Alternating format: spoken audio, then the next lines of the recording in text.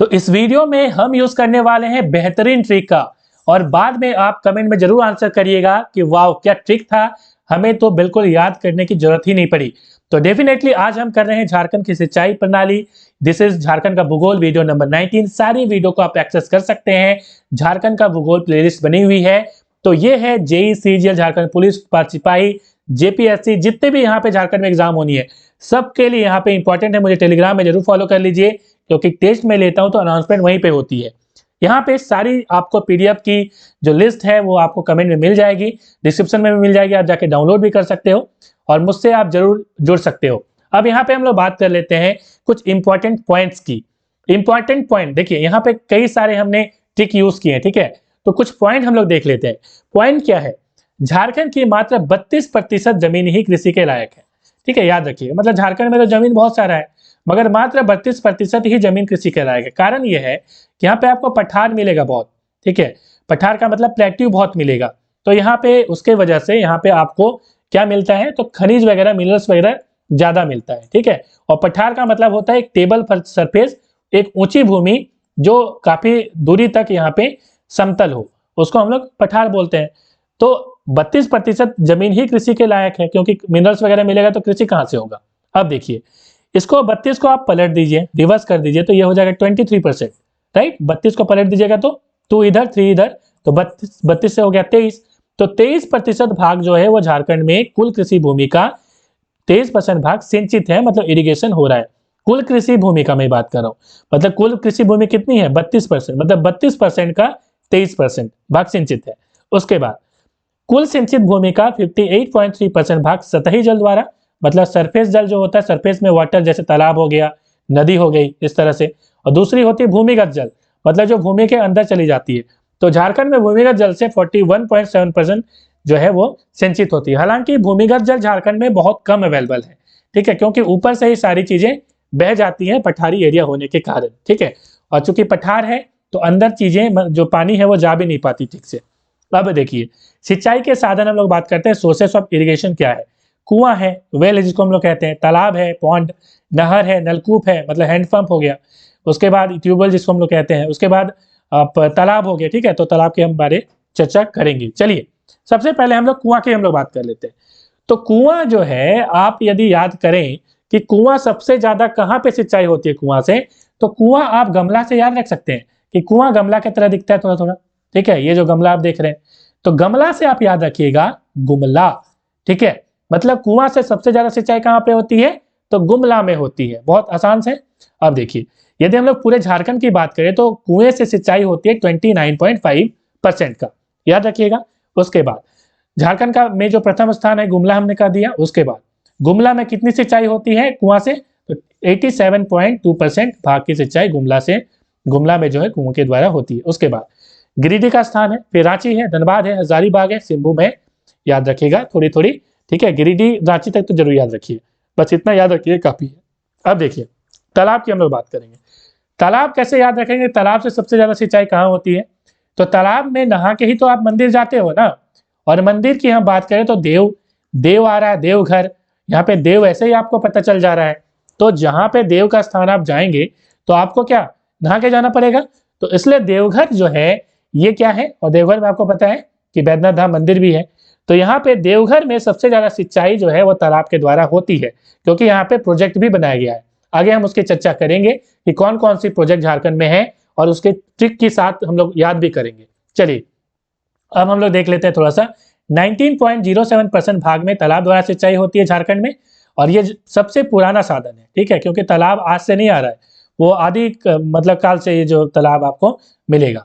उसके बाद इसके बाद क्रमशः धनबाद, साहेबगंज, दुमका, ये आप थोड़ा सा याद रखिएगा, कम से कम 1-2 याद रखिए, ठीक है। चलिए आगे हम लोग बात कर लेते हैं नहर की। नहर कैसे याद रखेंगे कि नहर में कौन सा सबसे टॉप में है, झारखंड में सबसे ज्यादा नहर से सिंचाई की जाती है कहाँ। देखिए, बहुत आसान ट्रिक है। एक नहर थी जहां पे सिंह जो है, सिंह का मतलब शेर ने क्या किया, पानी पीने के लिए ये लोग गए, ठीक है। तो नहर से आराम से याद सकते हैं सिंहभूम कहाँ पे है, तो सिंहभूम में सबसे ज्यादा होती है, चाहे वो पूर्वी हो चाहे वो पश्चिमी हो। साथ ही साथ सरायकेला में भी आपको यहाँ पे, खरसावां में भी ये नहर के द्वारा सिंचाई होती है। और झारखंड के कुल सिंचित क्षेत्र का 17.53% भाग नहरों द्वारा सिंचाई होती है। और ये एक आधुनिक साधन है, क्योंकि नहर जो है वो बहुत पुराना साधन नहीं है, तालाब के बाद वाला ही यह साधन है। ठीक है, अब देखिए थोड़ा मैप में देख लेते हैं। यह है वेस्ट सिंहभूम, यह है ईस्ट सिंहभूम, और यह है सरायकेला खरसावां। एक ही जगह में है ये, इसी जगह में आपको नहर ज्यादा मिलेगा। ठीक है, कारण क्या है? क्योंकि इस जगह में कई सारे प्रोजेक्ट बनाए गए हैं नदी होने के कारण। यहाँ पे आपको नदी मिलेगा, सुवर्णरेखा नदी। अब जमशेदपुर जाइए, जमशेदपुर में जो घाटी वगैरह है आपको देखेंगे आप, यहाँ पे टाटा ने भी कई सारे प्रोजेक्ट लगाए हुए हैं। ठीक है, और कई सारे नहर बनाए गए हैं सरकार के द्वारा। तो सुवर्णरेखा नदी पे भी एक परियोजना है। आपको कमेंट में बताना है कि सुवर्णरेखा नदी में परियोजना जो बनाई गई है वो 5वीं के द्वारा बनाई गई है, 5वीं पंचवर्षीय योजना, या 7वीं। हम लोग आगे इसको डिस्कस करेंगे, मगर यदि आपको पता है तो कमेंट में बताकर आप बताएं कि आपको पता है। ठीक है, तो इसमें चूंकि काफी ज्यादा नदी आपको मिलेगी, इसलिए यहाँ पे आपको ये नहर की सुविधा मिलती है, क्योंकि इसके लिए नहर के लिए आपको नदी चाहिए जरूर। ठीक है, क्योंकि नदी नहीं रहेगी तो नहर थोड़ा मुश्किल है। अब देखिए नलकूप क्या होता है। नलकूप आप कैसे याद रखिएगा? ट्यूबवेल। तो ट्यूबवेल का मतलब है कि जमीन से इस तरह से पानी आप किसी पंप से निकाल रहे हैं, उसको हम लोग बोलते हैं ट्यूबवेल। अब कैसे याद रखिएगा ट्यूबवेल सबसे ज्यादा कहाँ होता है? देखिए यहाँ पे आप देख पा रहे हैं एक हैंडपंप, इस तरह से ट्यूबवेल के लिए एक हैंडपंप आप लगाइएगा। तो हैंडपंप बेसिकली लोहा का बना होता है। तो लोहा से आप याद रखिए लोहरदगा। तो झारखंड में प्रथम स्थान जो है लोहरदगा है ट्यूबवेल के मामले में, याद रखिएगा। और कितना होता है? तो 32.6% पूरे कुल सिंचित क्षेत्र का होता है। अब हम लोग बात करें कि पूरे झारखंड में, ये तो सिर्फ हो गई लोहरदगा की बात, पूरे झारखंड में नलकूप द्वारा कितनी सिंचाई होती है? तो 8.28%, बहुत कम होती है। ठीक है, चलिए आगे हम लोग बात करें तो इसके बाद पलामू का स्थान आता है, फिर हजारीबाग, गिरिडीह का स्थान आता है। उसके बाद हम लोग बात करेंगे इरिगेशन प्रोजेक्ट की, सिंचाई परियोजना की। अब देखिए ये जो सिंचाई की जा रही है, इसके लिए परियोजना नहीं लाइएगा तो काम कैसे चलेगा? ठीक है, देखिए हमने मसलिया मेगालिफ्ट सिंचाई परियोजना के बारे में एक अलग से वीडियो बनाया है, जो कि करंट अफेयर का टॉपिक है, जरूर देख लीजिएगा। उससे सवाल मेरे ख्याल से 99.9% आने वाले। ठीक है, तो कमेंट में भी डाल दूंगा, डिस्क्रिप्शन में डाल दूंगा, आइकन में जाकर आप देख सकते हैं मसलिया मेगालिफ्ट सिंचाई परियोजना। अब देखिए हम लोग बात करेंगे अब कि सिंचाई परियोजना को 3 भाग में बांट सकते हैं। पहला है मेजर, जिसे हम कहते हैं बृहद सिंचाई परियोजना, मतलब बहुत बड़ा वाला। दूसरा है मध्यम, मतलब मिडिल वाला। और तीसरा है लघु, मतलब छोटा वाला। अब देखिए कैसे आप लोग जानेंगे कि कौन सा लघु है, कौन सा मतलब कि बृहद है।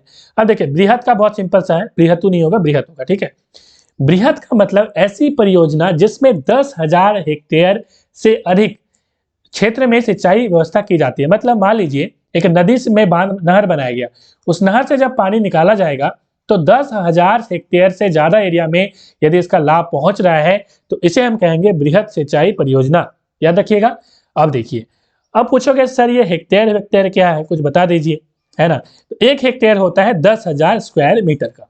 ठीक है, चलिए आगे हम लोग बात कर लेते हैं कि सर कैसे याद करें। ठीक है, तो बृहद सिंचाई परियोजना से ज्यादा एग्जाम में पूछा जाता है, क्योंकि इसकी संख्या बहुत कम है। आपको 5 इंपॉर्टेंट है जो याद रखनी है, और बहुत ही आसान ट्रिक में बताता हूँ। देखिए मेरा घर है दुमका में।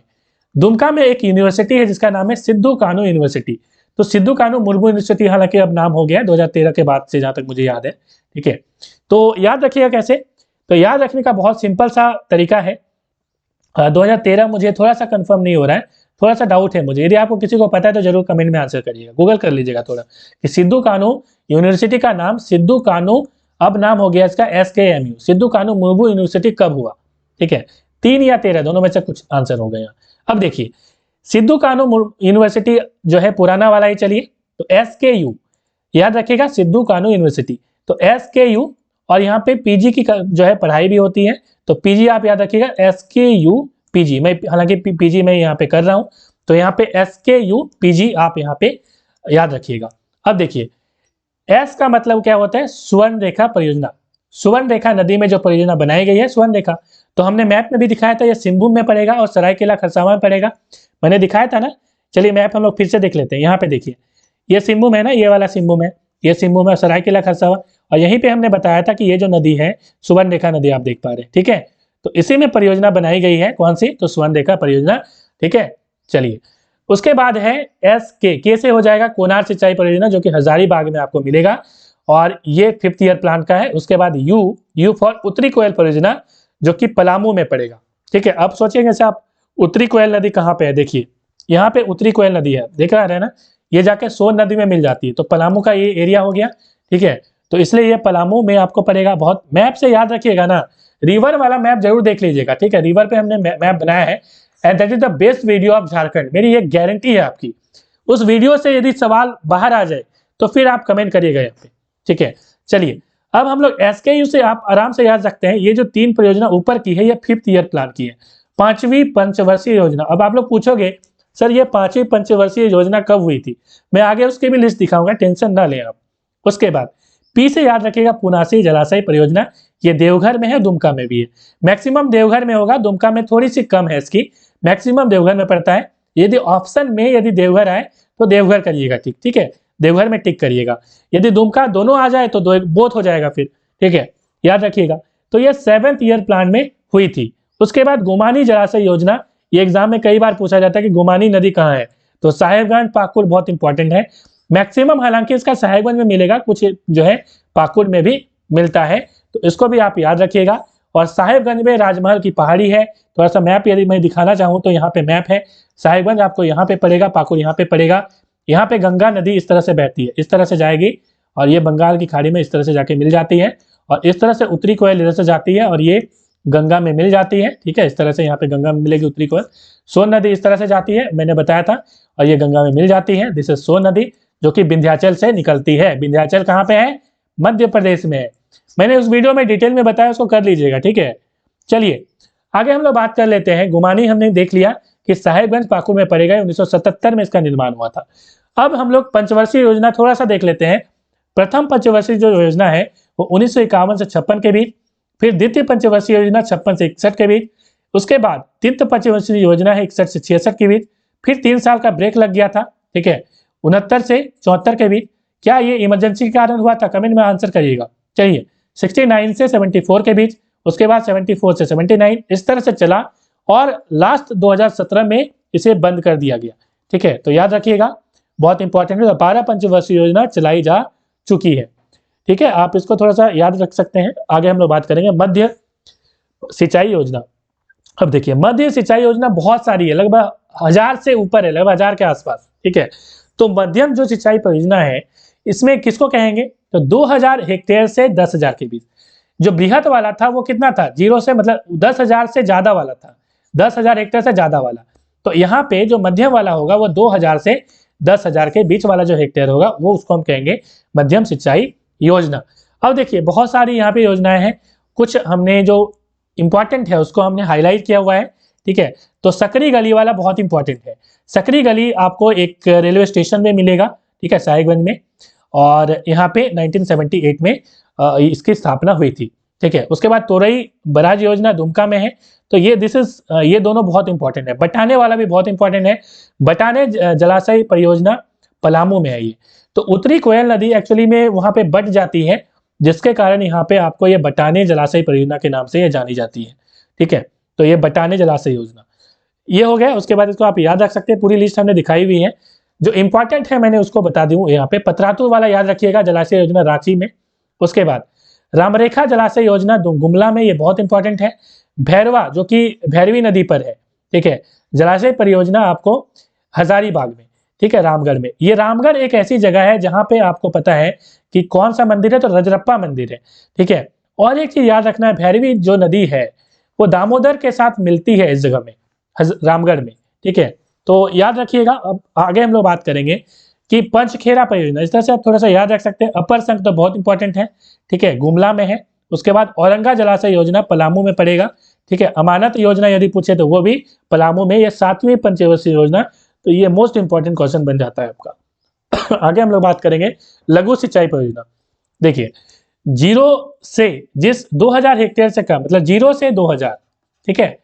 फिर से याद कर लीजिए, देखिए 10,000 से ज्यादा क्या मैंने कहा, बृहत। उसके बाद हमने कहा कि 2000 से 10,000 के बीच क्या कहा, तो हमने कहा मीडियम वाला। उसके बाद 0 से 2000 जो बच रहा है उसमें क्या होता है, उसमें होता है लघु सिंचाई परियोजना। अब इसमें देखिए, इसमें छोटा जलाशय होगा, तालाब होगा, ठीक है, रोक बांध होगा, उसके बाद नलकूप इत्यादि। मतलब आप घर में भी जो खेती कर रहे हैं, मतलब कि यदि बृहद तौर पर कर रहे हैं तो उसको भी आप लघु सिंचाई परियोजना के तहत मतलब हो सकता है, ठीक है, मतलब थोड़ा सा लेवल हाई होना चाहिए। तो लघु सिंचाई परियोजना तो बहुत ज्यादा है, बहुत ज्यादा है, आपको याद नहीं रखनी है, आपको सिर्फ इतना सा याद रखना है। और ये वाला याद रखिएगा कि झारखंड हिल एरिया उदवा जो इरिगेशन कॉर्पोरेशन लिमिटेड है, इसने इसको लिया हुआ है सिंचाई परियोजना के तहत। आगे हम लोग बात कर लेते हैं कि झारखंड में सर्वाधिक सिंचाई वाले जिले कौन से हैं। तो पलामू करता है टॉप 24.25% कुल कृषि योग्य भूमि में, ठीक है। उसके बाद देवघर का नंबर आता है 14.22%, हजारीबाग उसके बाद 10.51%, दुमका का है 9.47%। तो मिलेंगे नेक्स्ट वीडियो में।